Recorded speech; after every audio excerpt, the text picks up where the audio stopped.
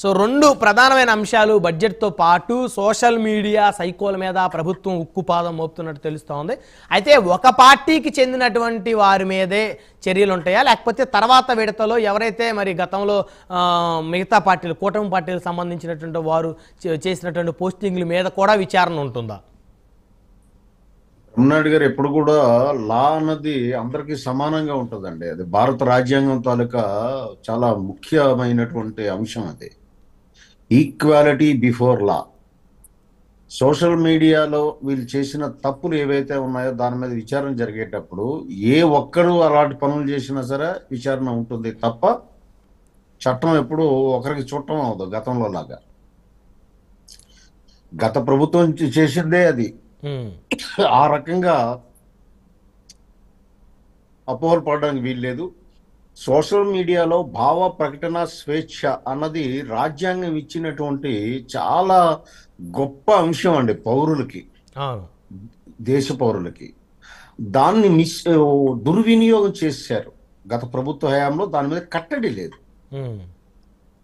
ఇది ఏ ప్రభుత్వం చేసినా తప్పది. అది ఎందుకంటే ఆ స్వేచ్ఛ లేకుండా పౌరుడు మన జీవితం కొనసాగించలేడు.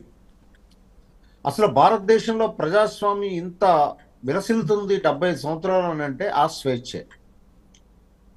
ఫ్రీడమ్ ఆఫ్ స్పీచ్ 1918 నుంచి జెడ్ వరకు కూడా ఉన్నటువంటి ఆ స్వేచ్ఛ హక్కులు అది ఫండమెంటల్ రైట్, ప్రాథమిక హక్కులు. గతంలో ఏం చేశారంటే వీళ్ళు గత ప్రభుత్వం ఒక స్ట్రాటజీ ఫాలో అయ్యారనమాట.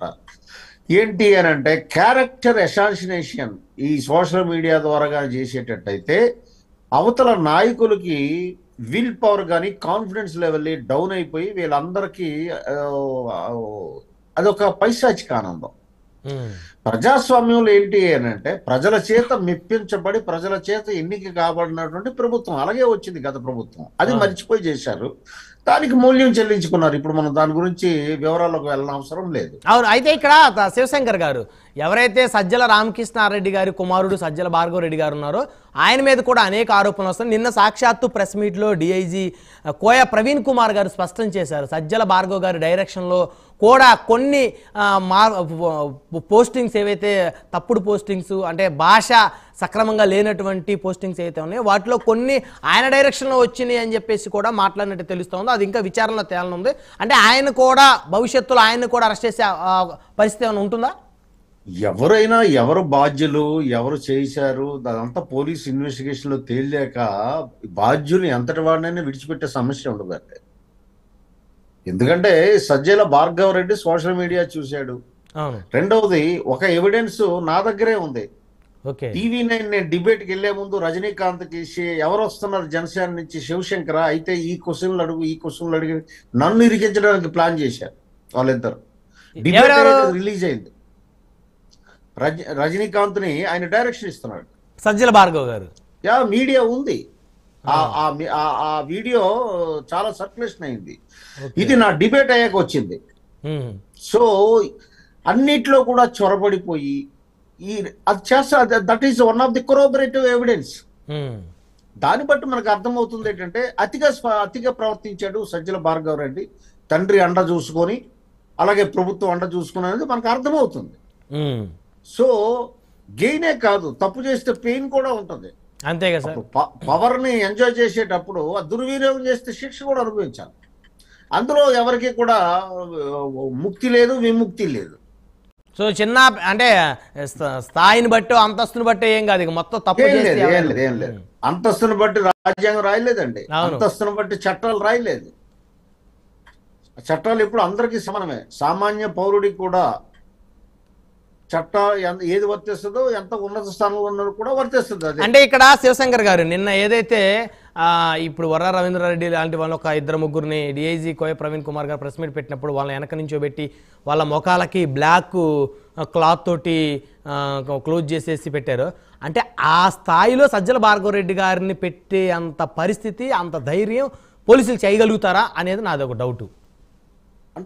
అంటే పోలీసు వ్యవస్థ కంటే గొప్ప అతీతుడా సజ్జల భార్గవ రెడ్డి? అంటే మన జగన్మోహన్ రెడ్డి గారు స్ట్రాంగ్ వార్నింగ్ ఏమైనా హిరణ్యకశిపుడా? మళ్ళీ ఆయన కోసం ఎవరైనా అవతారం ఎత్తాలా? ఏందండి, మనకి అత్యంత సమర్థమైన పోలీస్ వ్యవస్థ ఉందండి, రాజ్యాంగం ఉందండి, చట్టాలు ఉన్నాయండి. వీళ్ళందరికంటే ఎక్కువ సజ్జల భార్గవ రెడ్డి, బ్రహ్మనాయుడు గారు మీరు మీడియాలో ఉంటూ అలాగా ఆ క్వశ్చన్ అడగడం అంటే నా డౌట్ ఏంటంటే, శివశంకర్ గారు నిన్న మన రీసెంట్గా వారం రోజుల క్రితం జగన్మోహన్ రెడ్డి గారు హెచ్చరించారు డీజీపీ గారిని, పోలీస్ వ్యవస్థల్ని. సో మరి పోలీసుల్లో కూడా ఎంతో కొంత మనం చూసాము. బోరగడ్డ అనిల్కి చక్కగా బెడ్ వేసి ఆయనకి సకల మర్యాదలు చేస్తా ఉన్నారు. సిఐ గారు వీఆర్కి వెళ్ళిపోయారు. బిర్యానీ పెట్టించిన 7 పోలీసులు సస్పెండ్ అయ్యారు. వరా రవీంద్ర రెడ్డిని తప్పించిన సిఐ సస్పెండ్ అయిపోయాడు. ఎస్పీ బదిలీ అయిపోయాడు.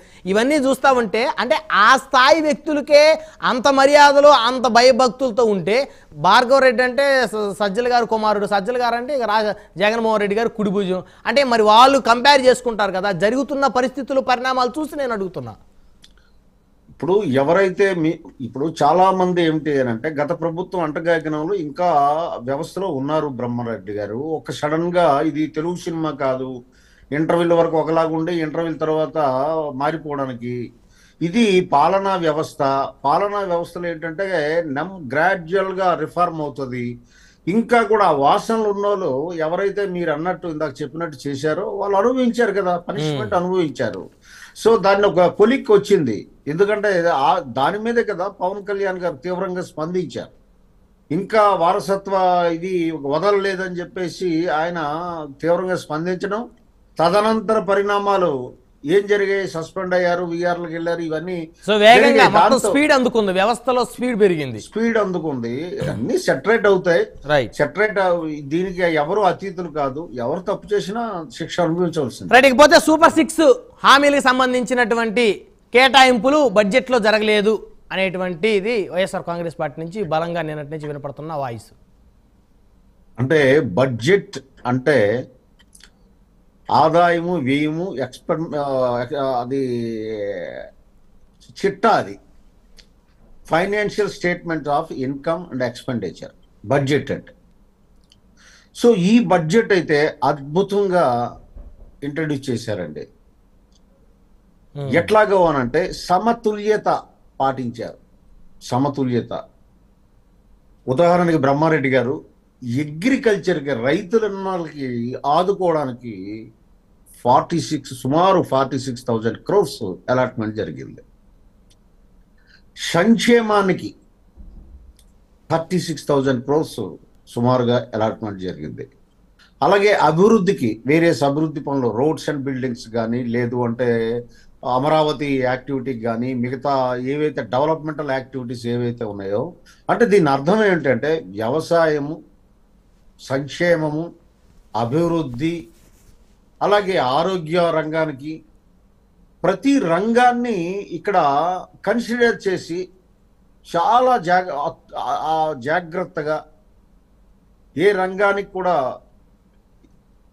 లోటు లేకుండా, నేనైతే ఈ మధ్యకాలంలో చూసినటువంటి ఒక మంచి ఉన్నతమైనటువంటి ఆరోగ్యకరమైనటువంటి బడ్జెట్ ఇదని చెప్పక తప్పదు. అయితే విమర్శగా చేయాలంటే ఏదైనా చేయొచ్చు. బడ్జెట్ లో సూపర్ 6 స్కీములు మెన్షన్ చేయరు.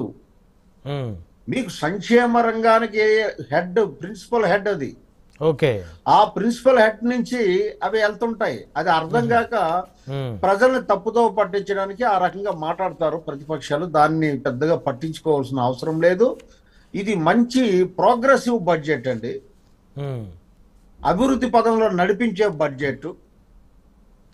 గతంలో జరిగినటువంటి డిమాలిషన్ నుంచి కన్స్ట్రక్టివ్ బడ్జెట్ అండి. గతంలో టోటల్ డిమాలిషన్ జరిగింది, ఇప్పుడు కన్స్ట్రక్ట్ చేయడానికి రూపొందించినటువంటి బడ్జెట్ అని మనం చెప్పక తప్పదు బ్రహ్మనాయుడు గారు.